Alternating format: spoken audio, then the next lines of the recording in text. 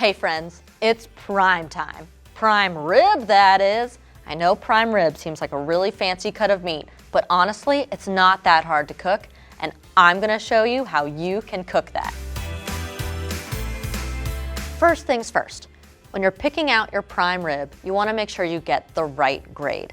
Beef is graded in 3 different grades: prime, choice, and select. Prime is the best one you can get, and so for your prime rib, which you're feeding your family for the holidays, you want the most marbling, you want the most flavor.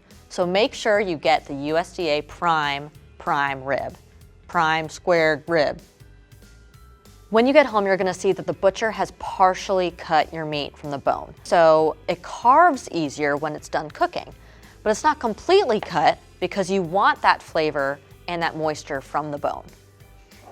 You'll see it's against, like right where this bone ends and where the round and the eye begins, you just stop right there. You may often see your prime ribs tied with string from your butcher shop, and that's to keep it attached to the bone so that it doesn't fall apart when you cook it. Mine is still attached, so I don't have to tie it, but I'm gonna show you how anyway. Place the string underneath your roast. Give yourself a good distance so you can actually get a good tie on it. And you're gonna go in intervals. So in this case, I'd get about 4 or 5 pieces of string. You're gonna want it to be every inch and a half on your piece of meat. And then you can cut whatever is left. But it's always better to err on the side of too much string rather than too little. So when you tie these, you wanna make sure that they're relatively tight and pretty snug. Because remember, your function is to keep it together, but you also don't want it too tight because then it might squish your meat or cut into it. So just make it pretty tight, but not boa constrictor. Okay, so we are all tied together. So this is a good point in your process to go wash up, which will give you a great opportunity to subscribe to our channel so you won't miss any more episodes. All right, so now's a good time to get seasoning. And I'm gonna wear gloves for this part.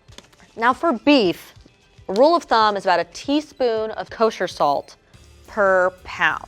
Just grab a big handful and put it over. And make sure you don't use the same salt that you're using for everything else. Get a fresh bowl and then toss the rest. The thing about prime rib is that it's really hard to over season it. It's just so much meat. So I've made a compound brown butter to put on top.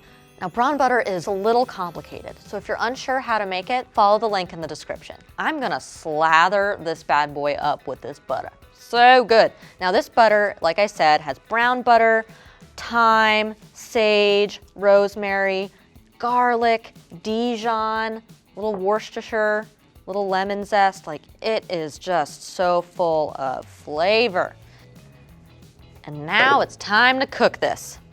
So this guy is gonna go in at a reverse sear, which means that instead of searing at the beginning, you're gonna sear at the end. It's gonna go in at 300 degrees for about an hour and a half to 2 hours.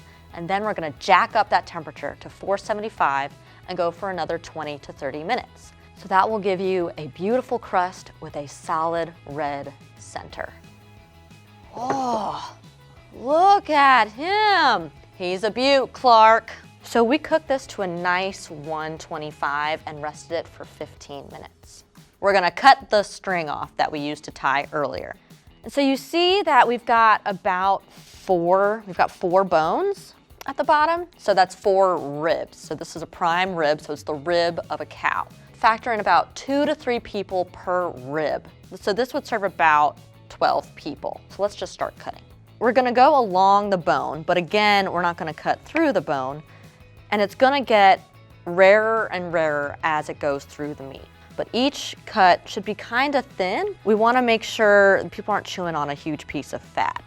One thing that is classic with prime rib is that there's this very large spot of fat, this big marble right here. And that you'll find in any prime rib.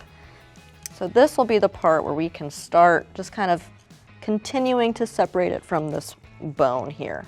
Now we're talking. Now we're cooking with gas. Guys, this looks amazing. All I did was just plate it up with some of the herbs that I used in the compound butter. I just have a couple sides here, mashed potatoes, green beans.